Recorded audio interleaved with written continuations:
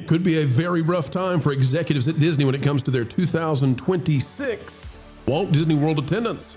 Today we'll tell you what's going on and whether or not it means you should be stopping on by the house that Mickey built, because it turns out you might have some very low wait times. Hello friends, welcome back. We're so honored to have you join us, where we're working hard every single day to bring you the info you need when it comes to everything vacay. By the way, if you click that like button, it really would help out the channel, and we're working hard to get your subscription in addition to everything else we do. Folks, let's dive in. Should you go to Disney World in 2026 or wait this one out? We've got the answers, without a doubt.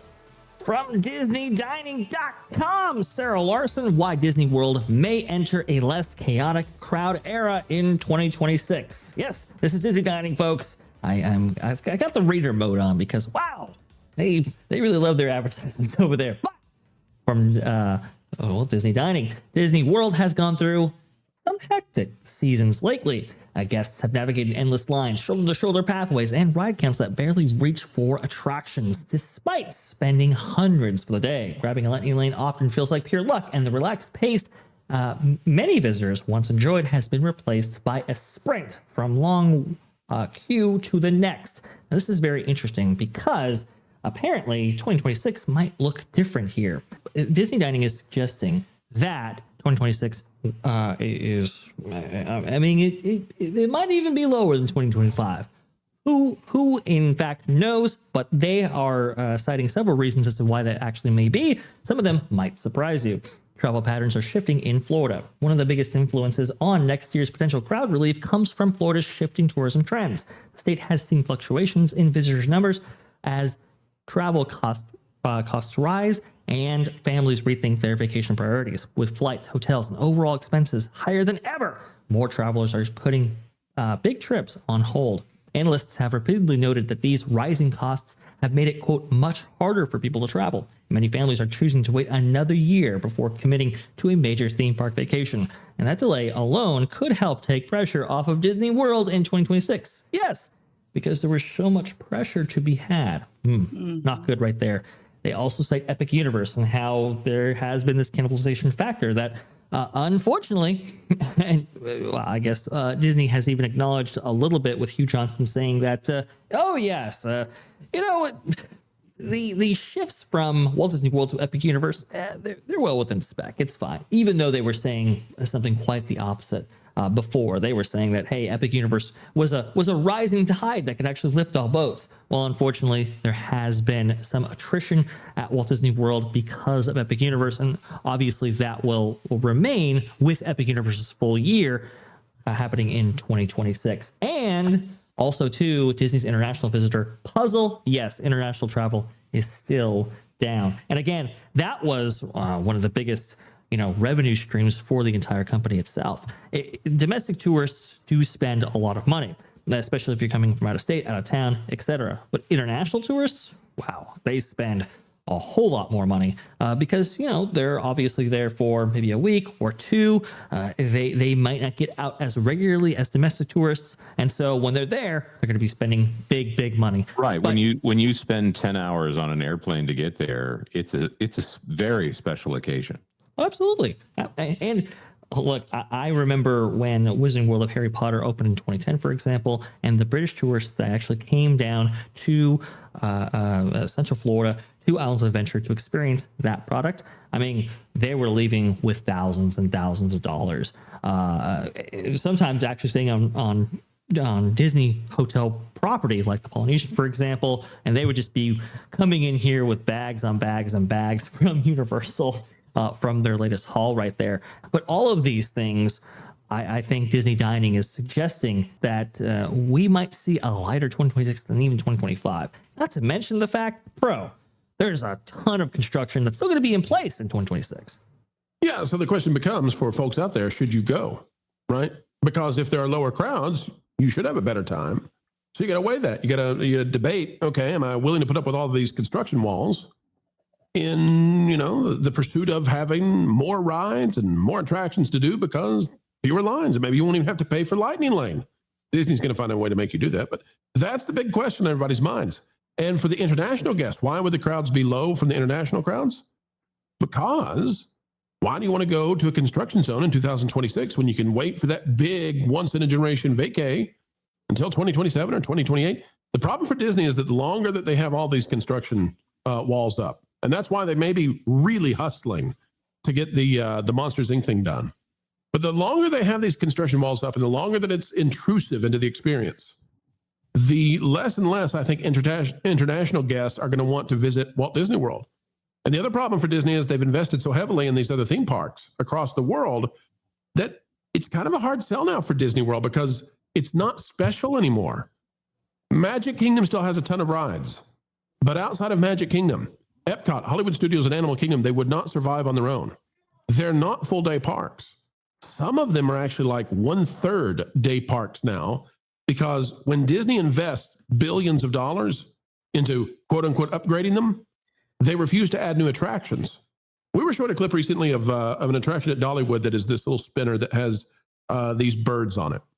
And I was when I was watching that, it's such a cute little ride. It's just a spinner, but you can turn the steering apparatus on the little bird that you're in, and you can kind of like surf the air with this bird. It's such a cool idea. And it costs nothing. And Disney could implement those all over the place in their theme parks. Epcot, at the UK pavilion could have a double-decker carousel. You could have all, these kinds of things that are not expensive, but that make the experience wonderful. And they lower the wait times all across the park and they make them be full-day parks. Oh, wait a minute. I just explained why they won't do it.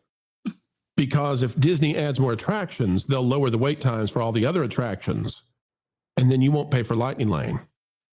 And that's why Disney continues to have, outside of Magic Kingdom, 3 theme parks that aren't worthy of being what they are. Disney refuses to give them more stuff. They refuse to increase the number of attractions truly, because then you won't have to pay to skip the lines. And so Disney is inclined to give you a lesser experience. That's my take on this. Panel, what say you? They hate the idea of people being occupied in those parks. They'll even get rid of the live entertainment to force people into the queues because they're not being entertained out and interacting with the World Showcase players or the citizens of Sunset or whatever they were called. Those things make people go, oh, well, this is an attractions park. We need to go to the attractions. Epic actually does a really good job of putting things in the middle of the park to where people are surrounded all the time with things that are off the map. They don't put, maybe they do put Clobber or Gobber or whatever the guy, the triple amputee, whatever his name is, that's in How to Train Your Dragon Isle of Berk. He's just a torso now, Jonas. He's just a hovering torso. He's a torso with a magnificent mustache. Yeah. But you could look at that park and say, oh, it's 12 attractions. Well, it's a lot more than that, isn't it? And that's the thing too. Disney, in the interim for them delaying the expansions that they've lacked for many years, the lack of investment that has actually come back to bite them, they could have implemented, maybe small refurbishments, like for example Muppet Vision 3D.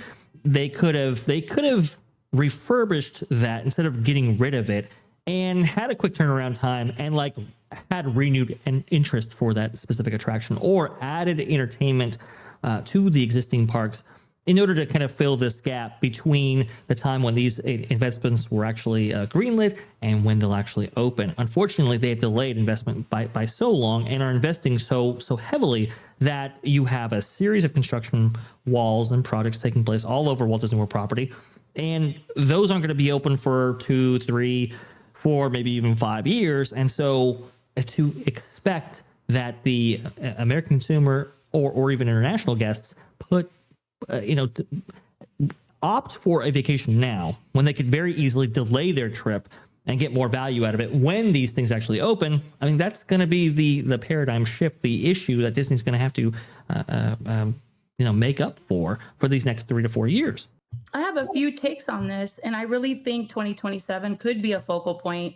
But I also feel like because everything is it's Walt Disney World right now, And we were covering this on that T3PO not too long ago, how Disneyland is starting to see an increase in their audience in their attendance audience.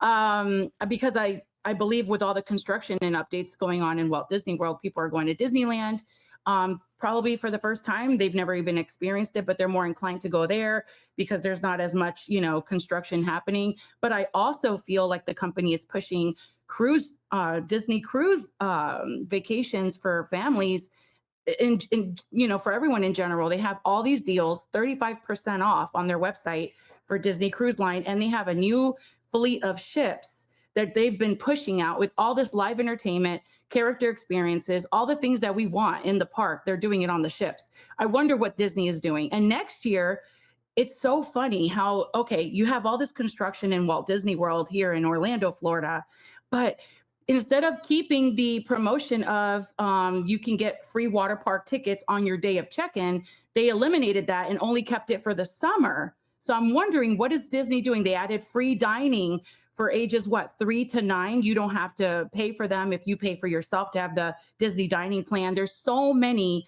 I sent it to Vash. It's an article. And there's so many promotions and discounts going on for next year. I have never seen this many for tickets. And another thing that was strange to me, I was like, okay, what is this all about? So they have a special for all the theme parks minus Magic Kingdom. Like you could go to, Animal Kingdom, Hollywood Studios, like a 3-day ticket, but you're not allowed to, you can't use it at Magic Kingdom. So I'm wondering, I can't even figure this out. I'm like trying to connect the dots. I don't understand what they're doing, but I think they're pushing people to go on their cruise ships. That's just my take on it. No, those are fantastic points. I mean, MJ, you are quite the star when it comes to telling folks what's going down and what might be up with their next vacay. So if they're not going to Disney in 2026, where should they go? What are some of the other places that they might consider perhaps? Well, I think to MJ's point, people might be considering cruising, and the all-inclusive nature of it sometimes is far more affordable than even going to the parks, which is very interesting. But I think people are going to be looking at the variety of options and going, okay, if we want to have a theme park vacation, well, maybe we go, I don't know, Hollywood. Maybe if we're going to go to the Central Florida area, hey, Epic Universe has definitely got to be on that list. But there's a variety of entertainment options available at Universal Studios Florida, for example, especially during the summer with Mega Movie Parade and Sensational. Universal Studios Hollywood has an amazing new thrilling attraction opening in the form of Fast and Furious Hollywood Drift. Maybe you go there. There are so many different places in which people can go. Well, then why would you necessarily opt for something like Walt Disney World, especially at this time, seeing the construction walls that you see on the screen right now? Thanks for watching That Park Plays News. For more information, consider checking out www.thatparkplace.com. And don't forget to subscribe, share, like, and send this out on your favorite social media accounts.